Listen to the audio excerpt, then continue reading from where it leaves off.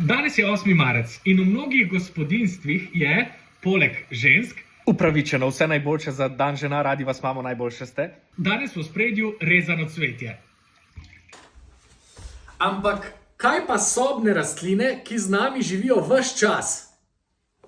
A so sploh za kaj uporabne? To je tokratno radiovedno vprašanje. Na Nacionalnem inštitutu za biologijo, ki je mimogrede fascinantna ustanova, nas je prijazno sprejela profesorica doktorica Maruša Pompe Novak.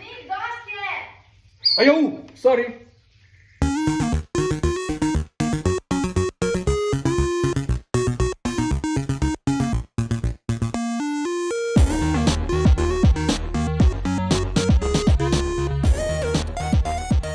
Kot nekoga, ki rad zaliva rastline doma, me je tokratni odgovor presenetil. Ne v smer, v katero je šel, ker najbrž lahko predvidevate, da so rastline doma res koristne. Bolj zanimivo je bilo poslušati, zakaj. Jaz sem namreč mislil, da je glavni razlog to, da rastline proizvajajo kisik. Ampak sobne rastline proizvedejo približno toliko kisika, kot ga porabijo same.